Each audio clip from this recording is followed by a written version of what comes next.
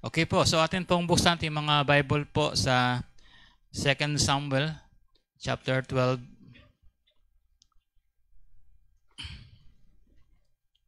uh, verse uh, verse fif- verse 19.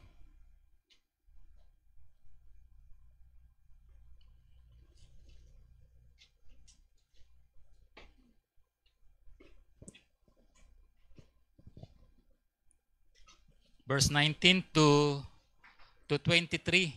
So ito yung ating ngayong tatalakayin. 2 Samuel chapter 12 verse 19 to 23. Sabi dito, when David saw that his servants were whispering, David perceived that the child was dead. Therefore David said to his servants, "Is the child dead?" And they said, "He is dead." So David arose from the ground, washed and anointed himself, and changed his clothes, and he went into the house of the Lord and worshipped. Then he went to his own house, and when he requested, they set food before him, and he ate.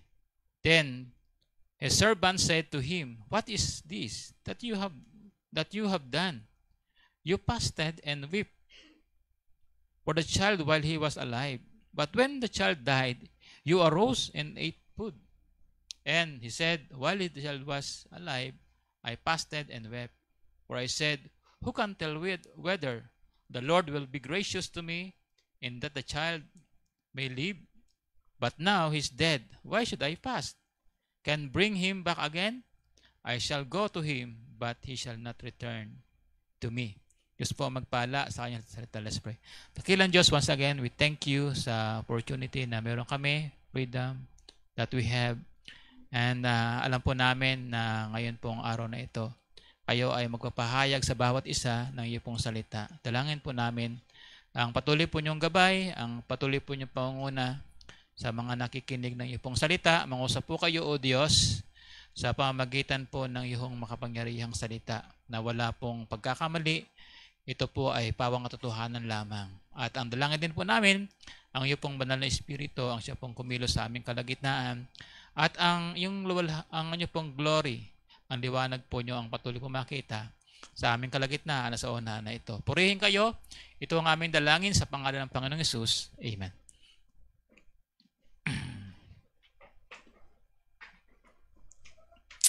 Nice ko pong basahin po sa Tagalog, dito po sa talatang ating pong binasa. Sabi dito, sa 19, ngunit nang makita ni David na ang kanyang mga lingkod ay nagbubulong-bulungan, nahalata ni David na ang bata ay patay na. At sinabi na David sa kanyang mga lingkod, "Patay na ba ang bata?" At kanilang sinabi, siya'y patay na. Na magkagayoy, bumangon si David sa lupa at naligo at nagpahid ng langis at nagbihis ng kanyang suot. At siya'y naparoon sa bahay ng Panginoon at sumamba. Saka naparoon siya sa kanyang sariling bahay, at nang siya'y humingi, hinainan nila ng tinapay siya sa harap at siya'y kumain. Na magkagayoy, sinabi ng kanyang mga lingkod sa kanya, "Anong bagay ito na iyong ginagawa? Ikaw ay nag-aayuno at umiiyak dahil sa bata, samantalang siya ay buhay. Ngunit nang mamatay ang bata, ikaw ay bumangon at kumain ng tinapay." At kanyang sinabi, "Samantalang ang bata ay buhay pa, ako'y nag-aayuno at umiiyak sapagkat aking sinabi, sino ang nakakaalam kung maaawa sa akin ng Panginoon, na anupat ang bata'y mabuhay? Ngunit ngayon patay na siya, bakit pa ako mag-aayuno? May balik ko ba siya? Ako'y paroon sa kanya, ngunit siya'y hindi nababalik." So ngayon pong umaga ay nais ko pong dalhin po sa inyo ang pamagat po na pagsamba sa gitna ng pagsubok. So ito po ay gusto ko pong i-address sa ating lahat, no? Na kung saan po ay medyo yun ho ang mahirap sa gitna ng pagsubok. ay tayo ho ay sasamba sa Diyos. Kumbaga sa ano ay talagang ating hong masasabi pa rin na purihin ang Panginoon sa kabila ng kabigatan na ating nararanasan sa buhay. At kalimitan ang response ng tao sa mga kahirapan, problema, kabiguan ay talagang hindi maganda, hindi maayos. Kaya nga po minsan tayo nakakarinig na mayroong problema, may problema yan kaya niya nagawa yan. May problema yan kaya siya nagkaganyan. Diba? Sabihin hindi maganda ang epekto ng problema sa isang tao, no? Naroon yung depression, stress, minsan humahantong pa sa hindi maganda hong gawain. No, so, yun po yung ano. Pero sa Biblia ay kakaiba ang tinuturo, no? Na ngayon po ay ating tatalakayin pag tayo po ay nakakaranas po ng pagsamba, ng mga pagsubok sa buhay. At sa pasimula po, itong talata na ito yung kwento sa buhay ni David, na kung saan si David po ay nagkaroon ng malubhang pagkakasala. Matindihong kasalanan na nagawa po niya sa harapan ng atin pong Panginoon. Ito yung paglabag sa kautusan ng Panginoon nung kanya pong kinuha po si Bathsheba bilang isang asawa. No? At doon po ay pumasok yung matinding pagsubok sa kanya pong buhay. No. So yung pagsubok na yon ay nangyari po doon sa kanyang anak sa pasimula ng pagkakasakit hanggang sa bawian ng buhay yung kanyang anak. Di ba? So ano yung ating damdamin pag meron tayong namatayan na mahal sa buhay?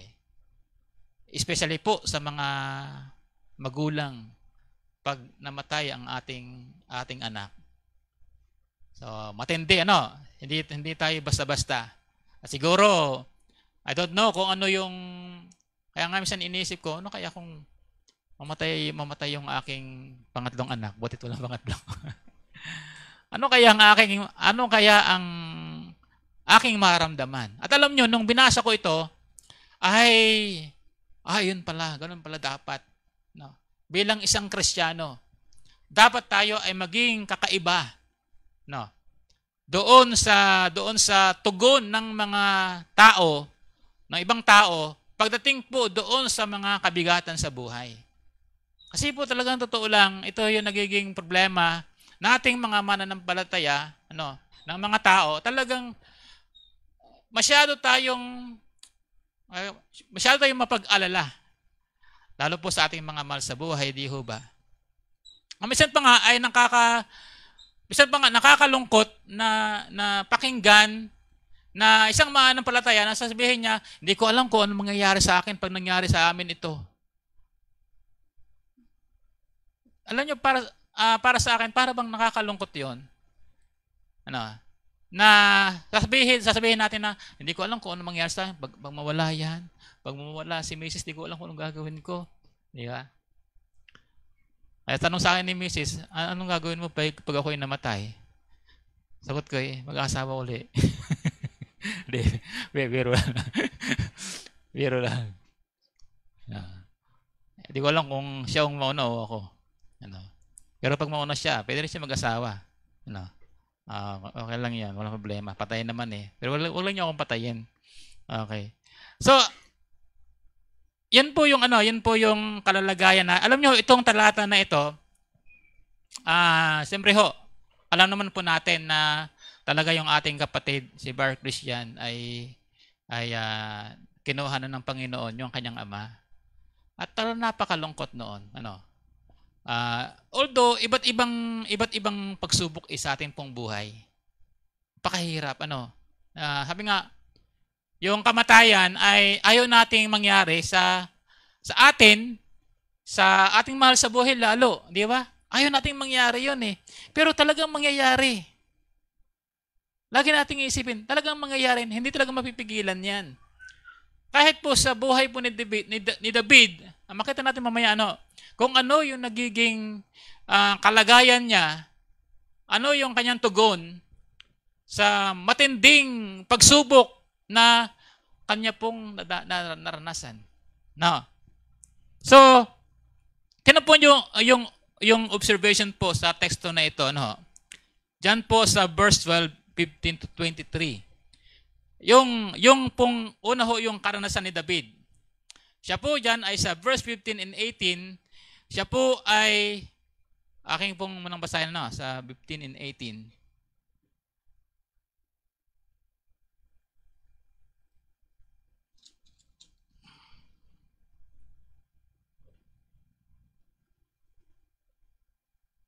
And the Lord struck the child that Uriah's wife bore to David, and it came ill.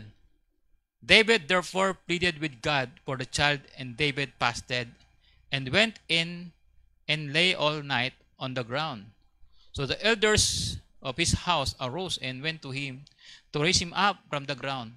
But he would not, nor did he eat food with them. Then on the seventh day it came to pass, haba ng kanyang fasting, talagang hindi siya kumakain 7 araw. Dahil po sa kanyang anak.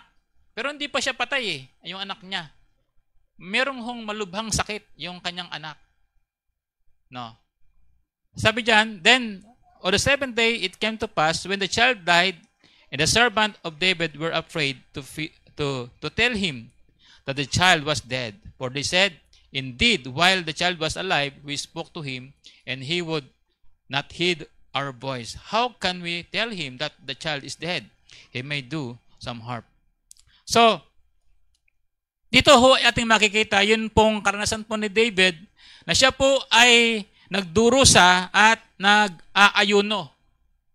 Dahil po doon sa matinding sakit ng kanyang anak. Alam niyo, ang sakit na yun ay wala naman pong sinasabi kung anong klaseng sakit yon. Pero yun po ay ang Diyos mismo ang nag-instruct noon. Mismo siya ang may gawa noon, ang Panginoon. Para po i-discipline sino po? Si David.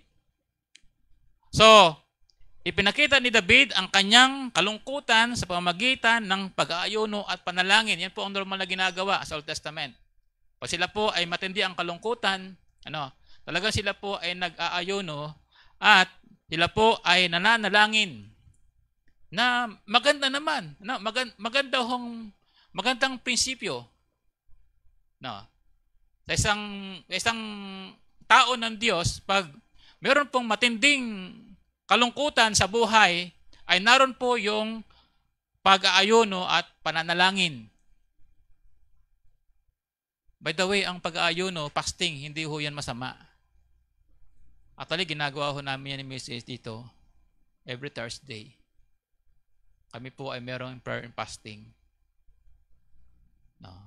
Kaya ako ay may namamayat lalo. Hindi ho masama. Ngayon, sa buhay po ni David, nakita po natin yung pong kanya pong ginagawa.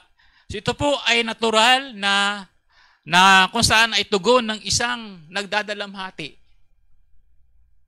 na isang tao ng Diyos. Pero kakaiba, ang tugon ng isang tao na kung saan ay walang relasyon sa Diyos, iba ang kanilang tugon. Pag meron pong kalungkutan sa buhay, sa pamilya, talagang yung kalungkutan, dinadagdagan pa ng panibagong problema. Hindi na aayos. Bisan pa nga, di ba? Nung tayo ay hindi mananampalataya, pag tayo ay merong kalungkutan, mabigat na problema, ang atin pong takbuhan ay alak. Noon nung ako ay hindi pa mananampalataya, Pag ako ho ay may problema, ako ho ay naglalasing. At pag ako ay lasing na ho, yung problema ko, nasasabi ko doon sa tatay ko, nanay ko. No. Kasi ganun yung minsan minsan mahina ang loob natin na magsabi ng problema.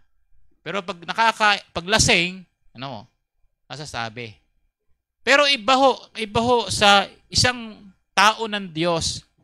Dito ho, maganda yung kanyang naisin, ginagawa ni David sa kabila ng matinding sakit ng kanyang anak. Siya po ay nag-aayuno at nananalangin.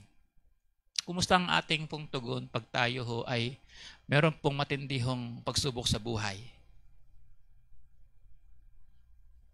Tayo ba ay nananalangin?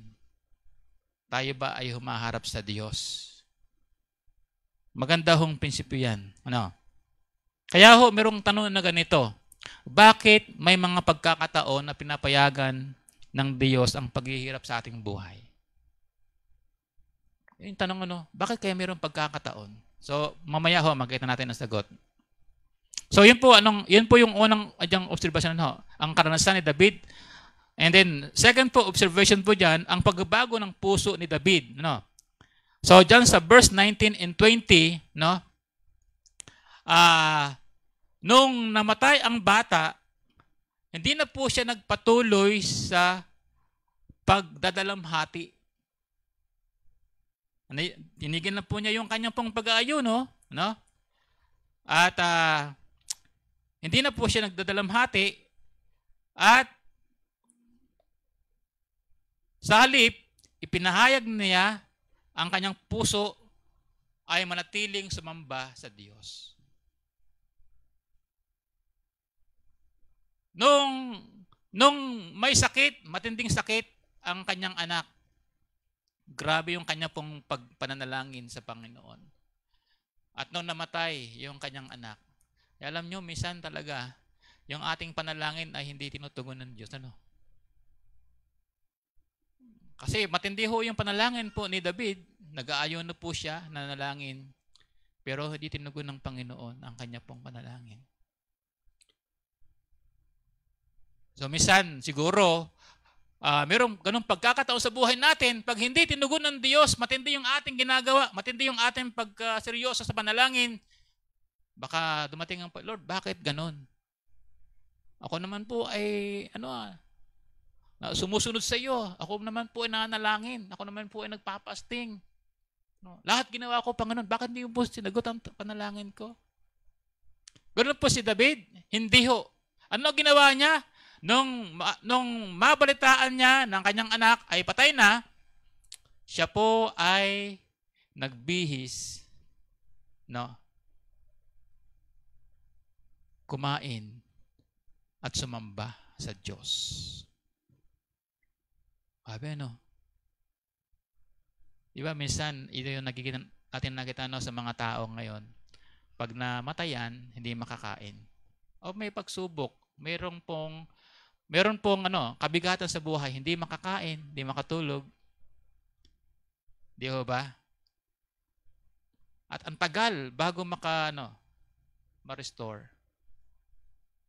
Pero si David ho, kahit hindi tinugon ng Panginoon ang kanyang panalangin, siya ho ay sumamba sa Diyos. Kahit ho namatay ang anak niya, siya po ay nagpatuloy na sumamba sa Panginoon.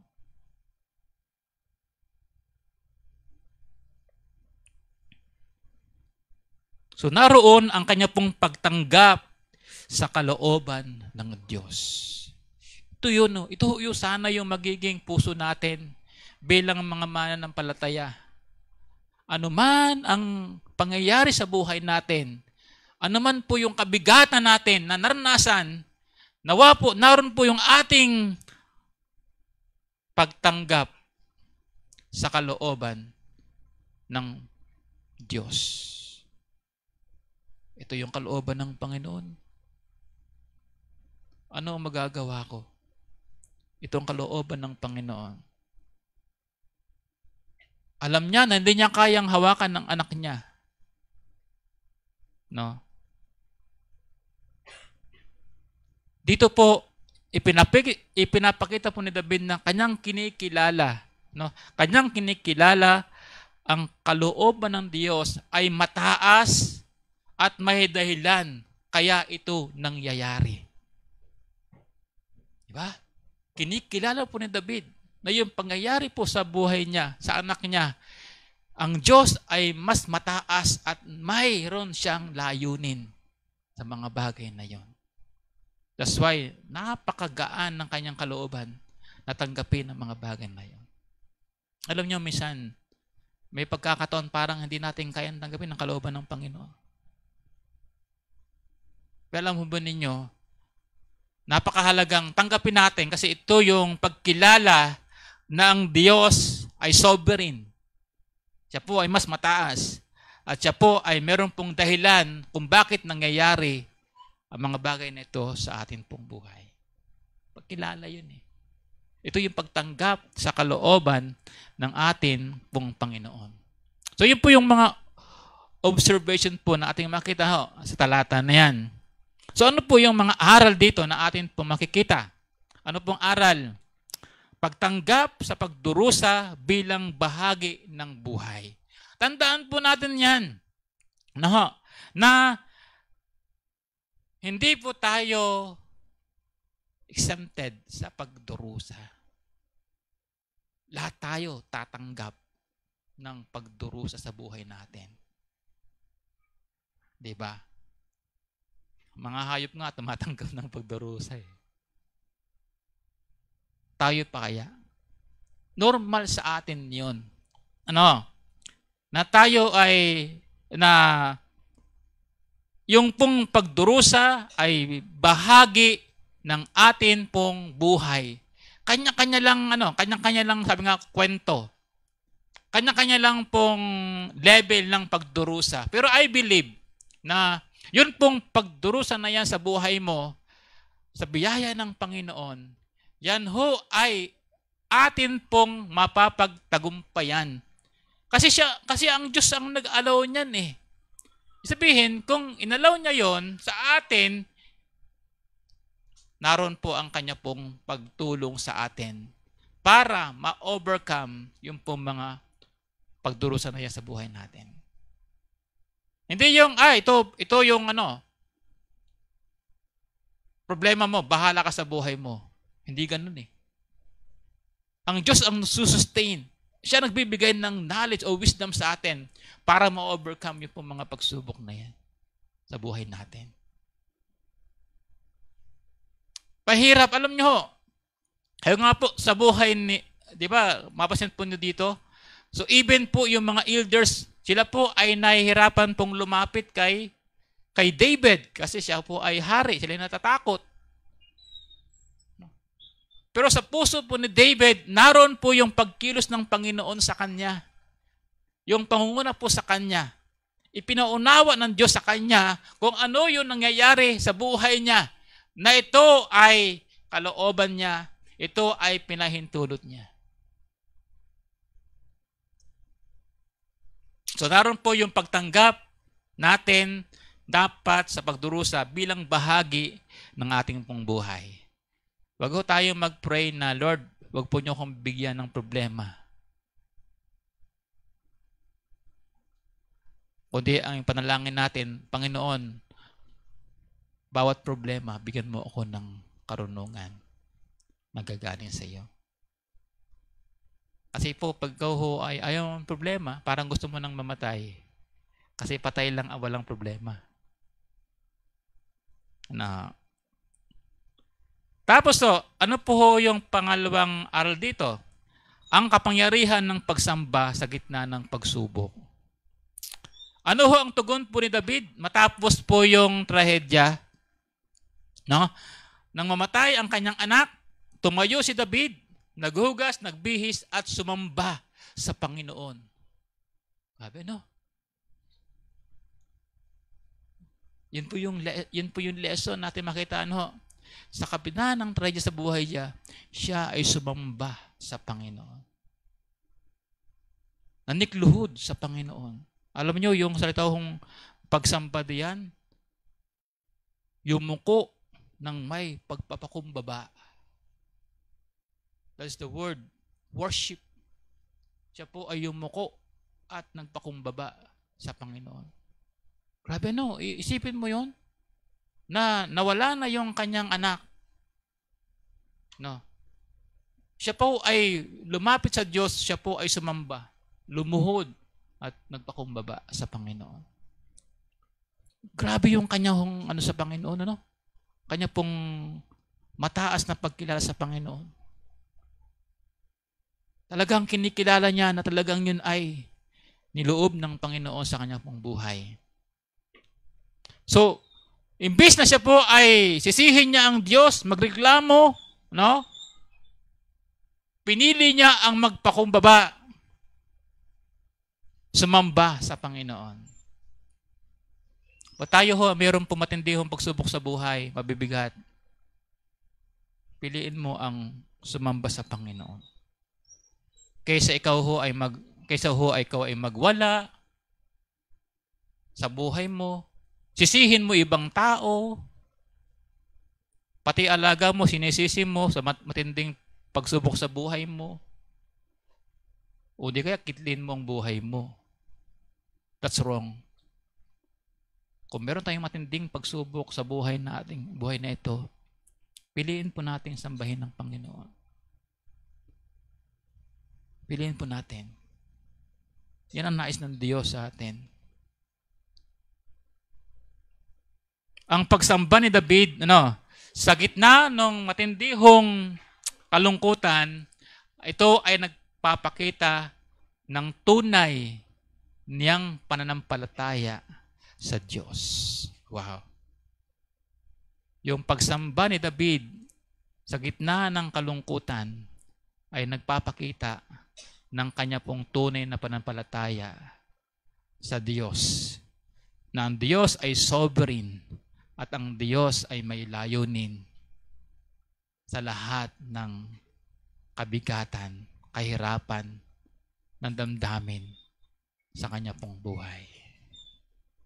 Pinili niya na sumamba sa Panginoon. Ano ang kailangan nating we need to choose. Huwag nating piliin na saktan ang ating sarili. Huwag nating piliin na saktan ang iba. Piliin natin na sambahin ang Diyos sa kabila ng ating pong makabigatan sa buhay, kahirapan. Yan po ang naging tugon po ni David. Yan po yung kapangyarihan ng pagsamba sa Panginoon.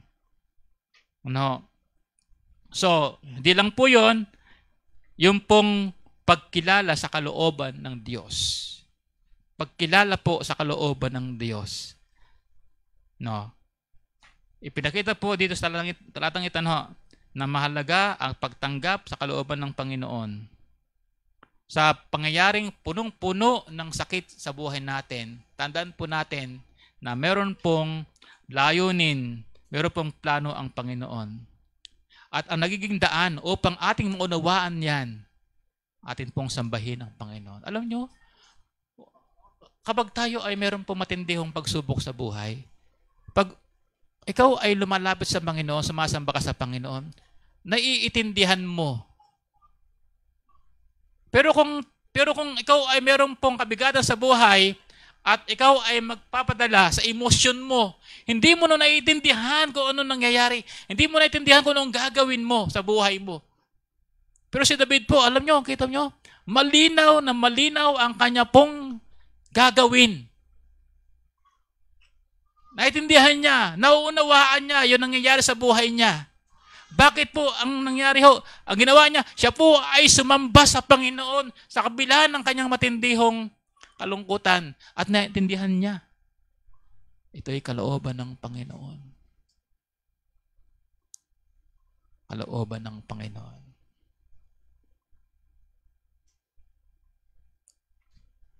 Kaya mahalaga ho yung pagkilala sa kalooban ng ating pong Panginoon. Yan po yung mga aral na atin pong makikita po dito.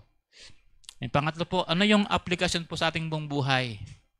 Ano po yung aplikasyon sa ating pong buhay?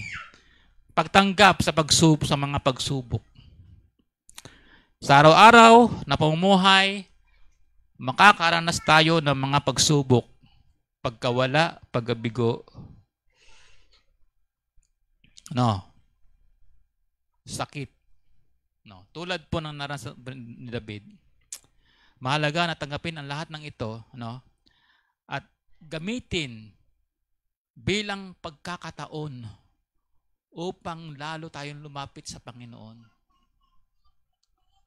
Gamitin. Alam nyo yung mga alam nyo parang, Pastor, parang ang hirap ata eh.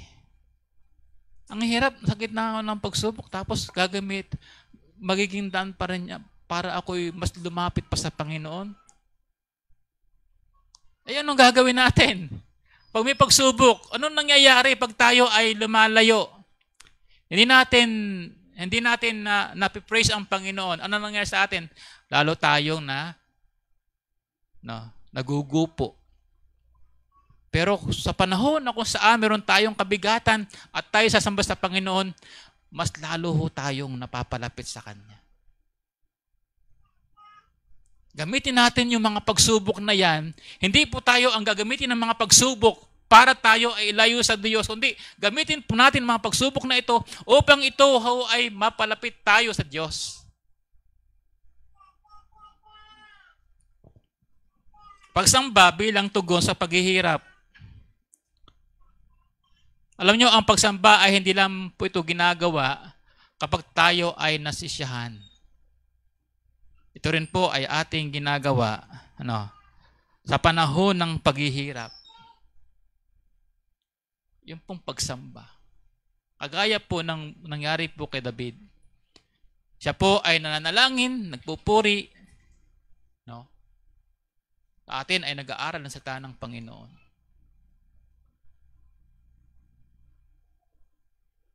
Pagsamba bilang tugon sa paghihirap.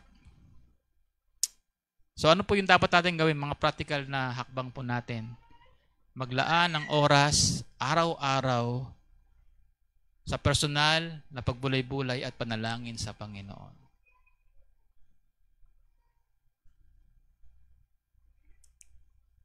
Makisama sa kapwa mananampalataya. Wag ho nating i-separate ang ating sarili pag tayo po ay dumadaan sa matindihong pagsubok sa buhay. Meron pwede hong magpalakas sa atin yung ating pong kapwa mananampalataya na ginagamit ng ating Panginoon. Kaya nga meron tayong sharing time, di ba? Minsan sa live group, sa cell group, tayo po ay nag-usap-usap, ito yung kabigatan ko. Di ba? At napapalakas po tayo ng bawat isa. So yun po yung practical application na dapat nating gawin. Kasi pag sasarilihin mo yung problema mo, yung pagsubok mo, kabigatan mo sa buhay, hindi maganda ang resulta. Parang tingin mo sa sarili mo, nag-iisa ka lang sa mundo, walang tumutulong sa'yo. Bakit po? Kasi maybe hindi mo ibinabahagi sa iba. Kasi sabi nga ng Biblia, di ba? Magpalakasan kayo sa bawat isa. Utos siya ng Panginoon Magpalakasan kayo sa bawat isa.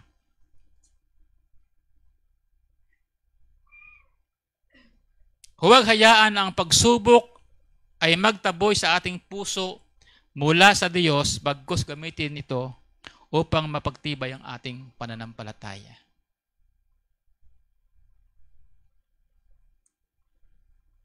Para po sa conclusion ito pong naranasan po ni David ay isang paalala sa atin lahat, na yung pagsamba sa Diyos ay hindi nakabatay sa magandang kalagayan natin. Sa gitna ng pagsubok, sa gitna ng kalungkutan, ang ating pong mga puso ay dapat manatiling nakatuon sa Diyos at sa Kanyang walang hanggang kabutihan. Akala ko yung huling text ni Brother Christian. Sabi niya ay, patay na po ang aking ama. purihin ng Panginoon. Sabi no? Purihin ng Panginoon. Siguro kung siya po ay hindi mananampalataya, masasabi kaya yan? Pero yun ho ang kabutihan. Yun po ay nagpapakita ng kabutihan ng Diyos sa kanyang pong buhay. Kaya tandaan po natin, sa panahon na tayo po ay dumaras mo ito, piliin po natin po yung pagsamba sa Panginoon. Sana po sa buhay po ito ay magiging lesson ang buhay po ni David. Hindi po ito pinag-usapan yung kung tayo namatayan lang, kundi anumang pagsubok, kahirapan na ate pong naranasan sa buhay natin ngayon, piliin nating sumamba. Wag mawaglit, mawala. Wag manghina. Bagkus tayo ay lumapit sa Panginoon, sumamba sa Kanya. Tayo po ay manalangin. Dakilang Diyos, salamat sa iyong salita. Tunay, Panginoon, na yung pong mga kabigatan sa buhay po namin ay normal, Panginoon. Kaya lamang, O Diyos, ay minsan kami po ay nadadala po ng emosyon. O Diyos, di naman po masama yun, Panginoon. Kaya lamang po, minsan ho ay amin po nakakalimutan na meron palang kaming Panginoon na kung saan ay palaging gumagabay sa amin, nag-aalala sa amin, handang tumulong sa amin. At nawa, Panginoon, sa panahon na ito, na kami po ay humarap sa ganung pong bagay, ay piliin po namin, Panginoon, na kayo po ay sambahin. Kayo ay paglingkuran, pasalamatan sa nangyayari pong kahirapan sa aming pong buhay. At alam din po namin, Panginoon, ito'y inaalaw nyo dahil marahil ito po ay pagsubok, Panginoon, upang kami po ay patuloy pong maging matapat sa inyo. O ito po ay test, Panginoon, or consequence sa amin pong nagawa pong kamalian. Salamat po sa buhay po ni David dahil sa panahon na siya po ay nagkasala, ay naroon po yung kanyang kapakumbabaan. Naroon po yung kanyang repentance sa kanyang kasalanang nagawa, Panginoon. Subalit, bagamat siya po ay nagrepent, ay hindi po nahinto ang disiplina po ninyo sa kanya. At bagamat po nangyari yon, alam ni David yon, at naroon po yung kanyang taos-pusong pagtanggap sa iyo pong disiplina sa kanya. At bagkus siya pa ho nagpakumbaba sa iyo pong harapan at sumamba sa panahon ng inyong pong pagkapalo sa kanya.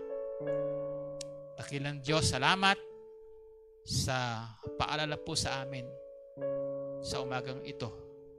At sa iyo po, Ama, amin pong ibinabalik ang lahat ng papuri sa pangalan ng Panginoong Hesus, itong aming dalangin. Amen at amen.